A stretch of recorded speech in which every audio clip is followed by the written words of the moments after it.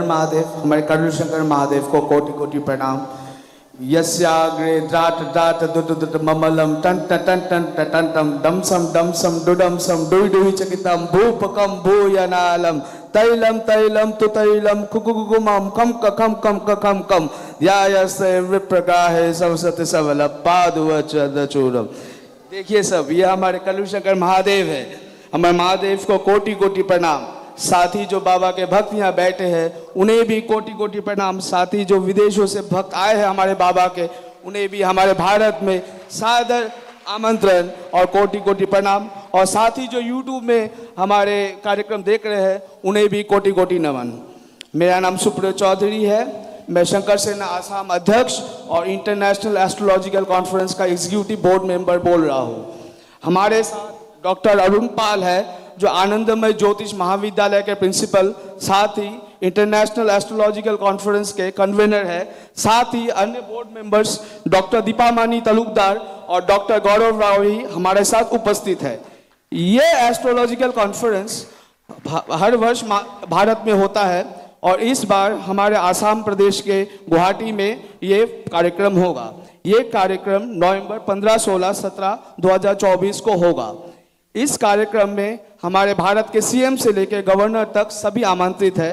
साथ ही पूरे दुनिया से अनेकों एस्ट्रोलॉजर्स और प्रसिद्ध महावास्तु स्पेशलिस्ट भी उपस्थित रहेंगे। इस कार्यक्रम में हम अपने बोर्ड मेंबर के साथ हमारे करुण शंकर महादेव को एज ए चीफ गेस्ट वहाँ में आमंत्रित करने के लिए आए हैं। हम चाहते हैं कि आप हमारे महादेव आसाम आए, हमें एक संदेश दे और साथ ही हमें आशीर्वाद दे कि हम लोग ये कॉन्फ्रेंस बढ़िया से कर पाए और अपने स्मृति महाविज्ञान के से जो आप हम लोगों के कष्ट को टाल रहे हैं, अनेकों ज्योतिषी वहाँ उपस्थित रहेंगे, उन्हें भी आप इस ज्ञान से सबको आशीर्वाद दे और हमारा मार्गदर्शन करें। तो इसी के संदर्भ पे हम अपने इन्विटेशन लेटर आपको देना चाहते हैं कि आप आए हमारे आसाम और हमारे आशीर्वाद दे और हमें अपना मार्गदर्शन प्रदान करें। हर हर महादेव, करुण शंकर महादेव की जय। पूज्य पूर्ण गुरु पंडित श्री राधारमन जी मिश्र की जय। पूज्य गुरु माता कामरू कामाख्या की जय।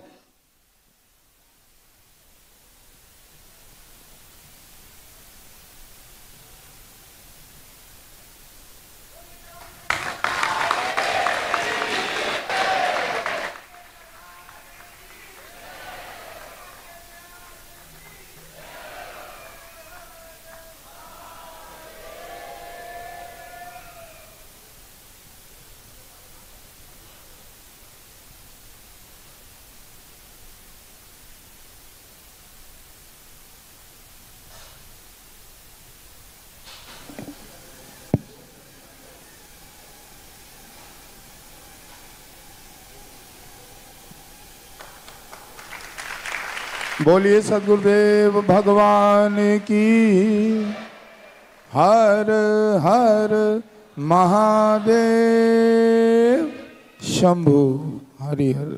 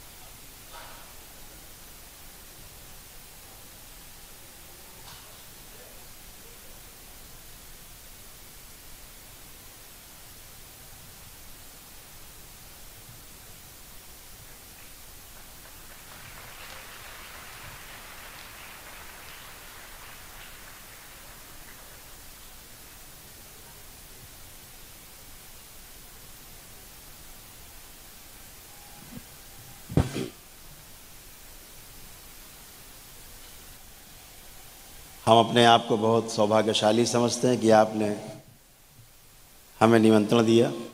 इसके लिए आपको बहुत बहुत धन्यवाद।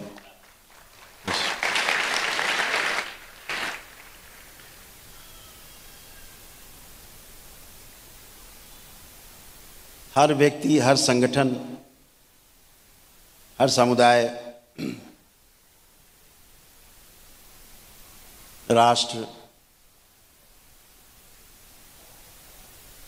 और सारे संगठन मिलकर कुछ ना कुछ अच्छे अच्छे काम कर रहे हैं। सबका शुभ करने का ही लक्ष्य है, शुभ करना ही सबका लक्ष्य है। ये अशुभ कहां से हो जाता है?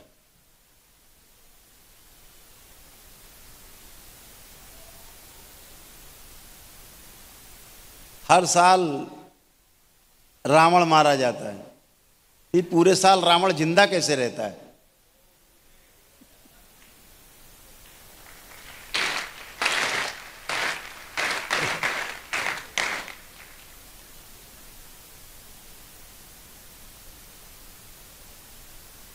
आवश्यकता उस रावण को जलाने की नहीं है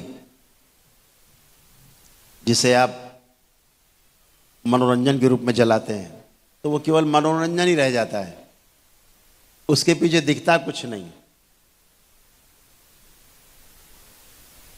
असल में जो आवश्यकता है वो सबसे बड़ी ये है, जो रावण बन के बैठे उन्हें ही नहीं पता कि वो रावण है।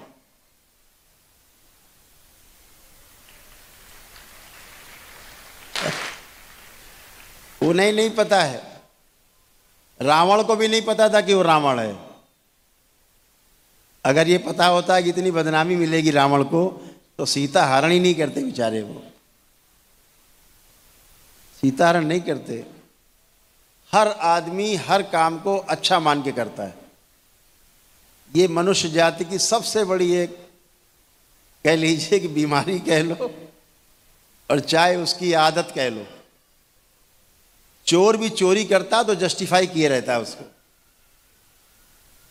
इसके यहाँ चोरी करेंगे, इसने सबका माल मारा है, बहुत इसने चूसा है लोगों को, इसी के यहाँ चोरी करते हैं, जस्टिफाई किए हुए कि ये आदमी डकैती डालता सबके यहाँ, इसके हम चोरी करेंगे, तो इसके यहाँ चोरी करना अपराध नहीं है, अपने अपने हिसाब से जस्टिफाई किए रहता है। ये जो जस्टिफिकेशन है कहाँ से आता है? ये परिस्थितियां नहीं है जो जस्टिफाई करता है आदमी, ये स्मृतियां हैं जिसके आधार पे आदमी अपने आप को जस्टिफाई किए रहता है, गलत को भी सही मान के गलत काम करता रहता है, जीवन भर गलत काम करता है और सही मान के करता है। ऐसा कोई आदमी नहीं मिला हमें आज तक जो गलत काम को गलत मान के करता रहा हो, कर ही नहीं सकता।